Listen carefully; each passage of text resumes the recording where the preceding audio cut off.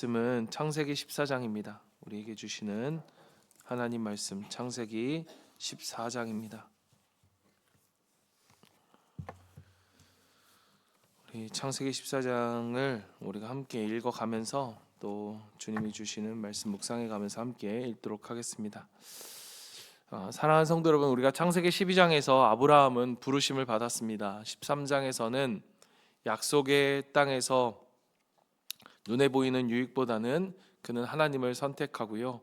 그리고 14장에 이르러서는 오늘 아브라함의 인생에 있어 하나님의 부르심을 받고 또 약속의 땅에서 눈에 보이는 것보다 하나님의 약속을 택한 그에게 있어서는 전혀 예상하지 못했던 한 사건이 등장합니다. 그게 무엇이냐? 그게 바로 전쟁입니다. 여러분, 우리가 믿음의 사람이라고 해서 인생에 이러한 전쟁이 없는 삶을 살아가게 되는 것은 전혀 아닙니다. 오히려 믿음의 길을 걸었기 때문에 그 길을 걷기 시작할수록 예기치 않았던 싸움이 우리에게 찾아오죠. 오늘 본문은 아브라함이 전쟁 이 한복판에서 누구를 의지하는가, 그리고 누가 그의 진짜 왕인가를 분명히 드러내고 있는 그러한 장면이다라고 우리는 말할 수 있습니다. 먼저 우리 1절부터 11절까지를 보면요, 상당히 복잡한 국제 정세가 펼쳐지는 것을 우리가 보게 됩니다. 1절과 2절을 보면 시날 왕 아브라벨과 엘라살 왕 아리옥과 엘람 왕 그돌라오멜과 고임 왕 디달의 시대에 이 왕들이 소돔 왕 베라와 고모라 왕 비르사와 아드 왕 시납과 스보임 왕 세메벨과 벨라 왕 곧 소아람과 싸웠다. 4명의 왕과 5명의 왕, 연합군과 반란군, 정치적이고 군사적인 충돌이 등장하는 것을 우리는 보게 되어집니다. 그러나 성경은 이러한 전쟁의 이야기를 대수롭지 않은 듯이 담담하게 기록합니다. 왜 그럴까를 생각해 보면, 여러분, 우리는 어떻게 그런 일이 있을 수 있어? 큰일 난 거 아니야? 라고 말할 수 있는 이 모든 일이 사실은 이 전쟁을 주관하시는 전쟁의 주인공은 우리가 아니기 때문입니다. 그러니까 이 전쟁의 이 혼란함의 배후 속에서도 여전히 하나님의 주권과 이 모든 것이 하나님의 손안에 있다라는 사실을 우리는 보게 되는 거죠.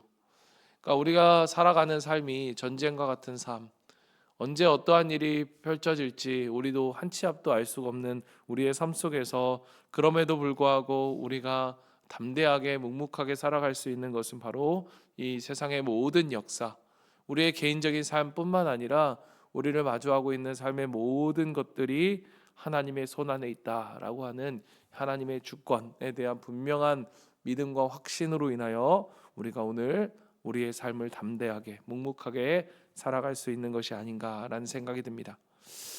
여러분, 기억하십시오. 우리의 삶이 요동치는 것 같을지라도, 우리의 주변이, 우리의 환경이 요동치는 것 같아 보일지라도 하나님은 우리의 삶의 모든 통제권을 한 번도 놓은 적이 없으시다라고 하는 이 분명한 믿음으로 살아갈 수 있는 저와 여러분이 되기를 간절히 바랍니다. 그 가운데 12절을 보면 매우 짧지만 아브라함의 인생을 뒤흔드는 한 문장이 등장합니다. 12절에 보면 아브라함의 조카 롯도 소돔에 살고 있었는데 그들은 롯까지 사로잡아가고 그의 재산까지 빼앗았다. 이렇게 세상이 요동치는 것, 나하고 아무 상관없는 일이라면 괜찮겠는데 그렇지 않다는 거죠. 그러한 것이 나에게도 밀려오고 나의 삶에 요동치게 하는 문제들로 다가온다는 것. 여러분, 잘 보면 아브라함이 전쟁을 시작한 게 아니죠. 전쟁이 그를 찾아옵니다. 그리고 그 전쟁의 이유는 대부분이 그렇듯 오늘 아브라함에게도 자기와 함께 친척 고향집을 떠나왔던 조카 롯, 그러니까 그와 관계를 맺고 있던 그 롯으로 인하여서 이 전쟁에 그도 함께 참여하게 되어집니다. 여러분, 아브라함이 이 소식을 듣고 어떻게 했을까? 14절에 보면 아브라함은 자기 조카가 사로잡혀 갔다는 말을 듣고 집에서 나와 훈련시킨 사병 318명을 데리고 단까지 쫓아갔다.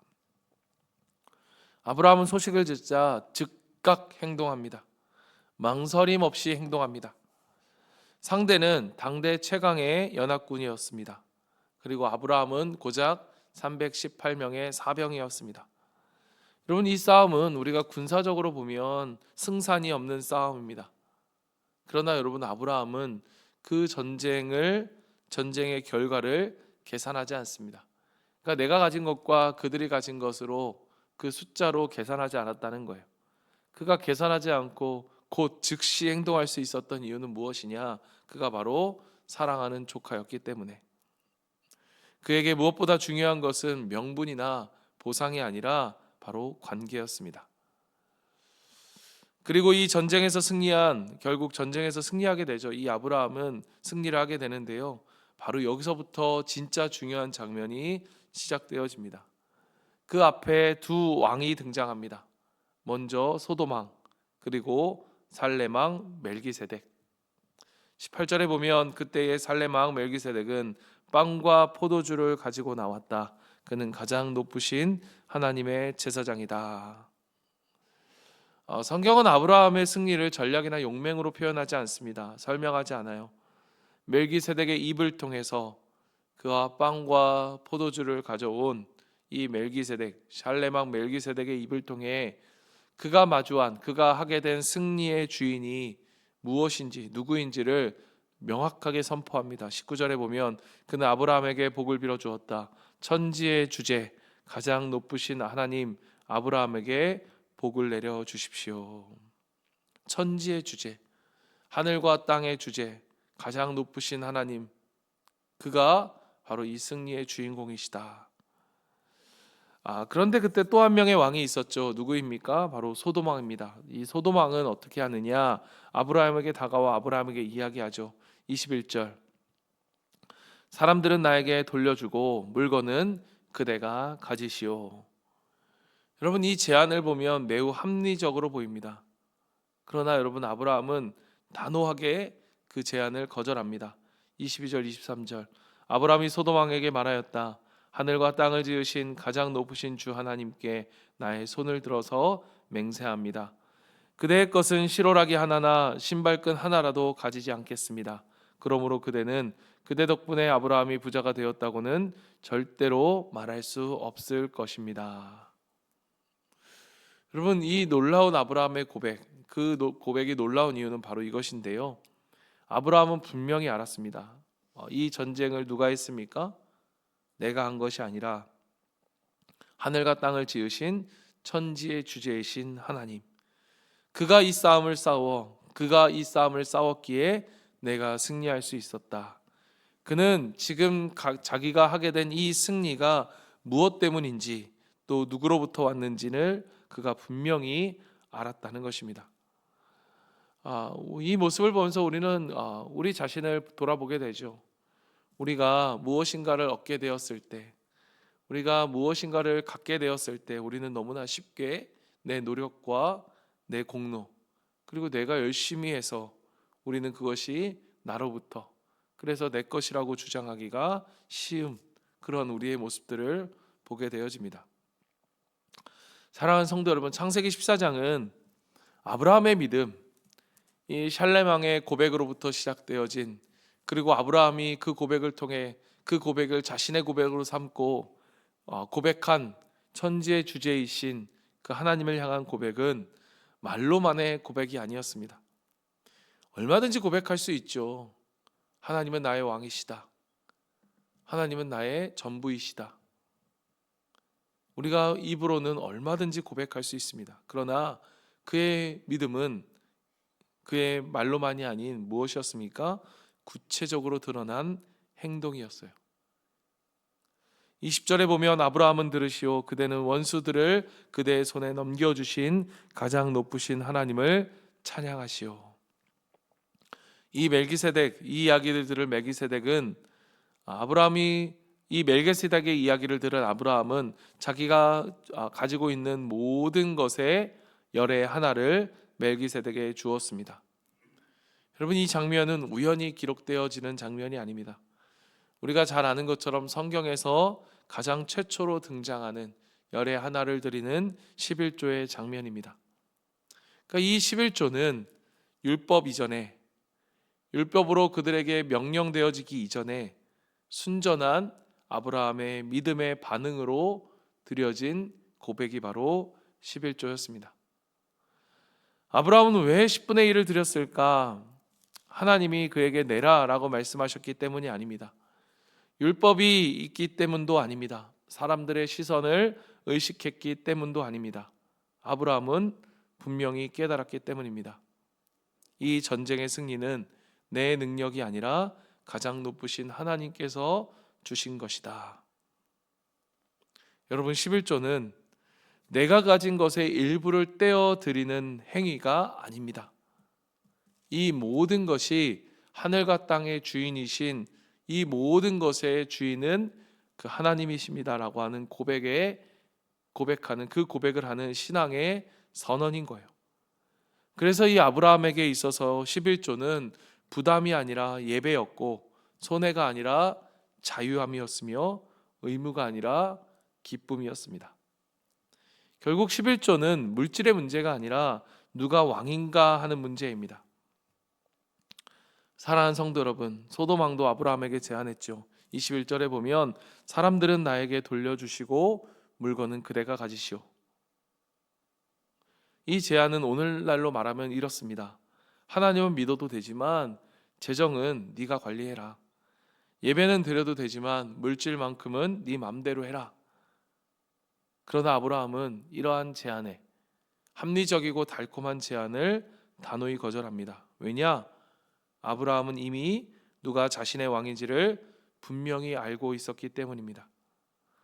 아브라함은 소돔왕 앞에서 아무것도 받지 않았고, 보이지 않는 왕 앞에서는 기꺼이 모든 것을 드렸습니다. 여러분, 이것이 바로 11조의 본질입니다.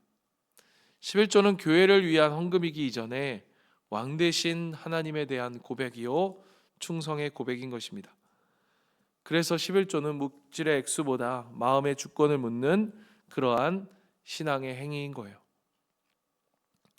여러분, 저는 아브라함이 승리한 진짜 전쟁은 여기에 있다고 봅니다. 진짜 전쟁은 앞서 적들과 싸운 그 전쟁이 아니라 정말로 그 전쟁은 그 전쟁 이후의 진짜 전쟁을 아브라함이 하고 있는데, 그게 뭐냐? 나의 주인은 누구신가? 나의 왕은 누구인가 하는 이 전쟁.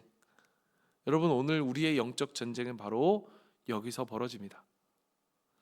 우리의 시간표 안에서, 우리의 지갑 안에서, 우리의 선택의 순간에서 이 전쟁은 오늘 우리에게 매일 벌어지는 거예요. 이건 내 시간이지, 이건 내가 벌었으니까 내 거지, 이 정도는 내가 써도 되지, 이러한 생각들이 우리 안에 지배되어질 때 우리가 모르는 사이에 그 소돔왕 앞에 서게 되는 것입니다. 그러나 11조는 우리로 하여금 이러한 고백을 하게 하는 거예요. 아닙니다, 주님. 내 시간도, 내 물질도, 내 모든 것도 주님의 것입니다. 내 삶의 왕이, 내 삶의 주인은 하나님, 오직 당신뿐이십니다. 주일 성수가 우리의 하루가 아니라 일주일의 삶, 우리가 살아가는 삶의 리듬을 지켜주듯 헌금과 11조는 우리의 마음을 탐욕의 노예로부터 지켜주는 영적 울타리인 것입니다. 여러분, 11조를 했다 해서 자동으로 우리에게 복이 쏟아지는 것 아닙니다. 그러나 그 11조의 진짜 복은 무엇이냐? 우리를 지켜준다는 거예요. 돈이 우리의 주인이 되지 못하게, 계산이 우리의 믿음을 잠식하지 못하도록, 그리고 하나님을 왕으로 고백하는 자리, 그 자리로 우리를 세워줍니다. 얼마 전에 한 자매가 세례를 받고 저에게 와서 이런 이야기를 하더라고요. 아주 짧은 이야기였습니다. 목사님, 저 올해부터 11조를 하기로 했습니다. 제가 그 자매에게 11조의 10도 이야기를 한 적이 없습니다. 세례를 받으면 11조를 해야 된다고 말한 적도 없습니다. 그런데 그 자매의 고백이 너무 귀했습니다. 그 고백이 뭔지를 알기 때문에. 여러분, 오늘 말씀 우리에게 묻고 있습니다. 나는 누구 앞에 서 있는가? 사랑하는 성도 여러분, 창세기 14장은 우리에게 묻습니다. 지금 너는 누구 앞에 서 있는가? 아브라함은 전쟁 후 사람 앞에서 그 소돔 왕 앞에서 아무것도 받지 않았고 하나님 왕 앞에서 하나님 오직 그 왕 대신 하나님 앞에서 자신의 것을 기꺼이 드렸습니다. 오늘 새벽 우리도 같은 자리로 부르심을 받고 있습니다. 보이는 유익 앞에서가 아니라 보이지 않는 왕 앞에서 서는 믿음, 말로만이 아니라 삶으로 고백하는 믿음, 특별한 순간이 아니라 매일의 선택 속에서 드러나는 그러한 믿음으로 살아가는 저와 여러분이 되기를 간절히 바랍니다. 아멘.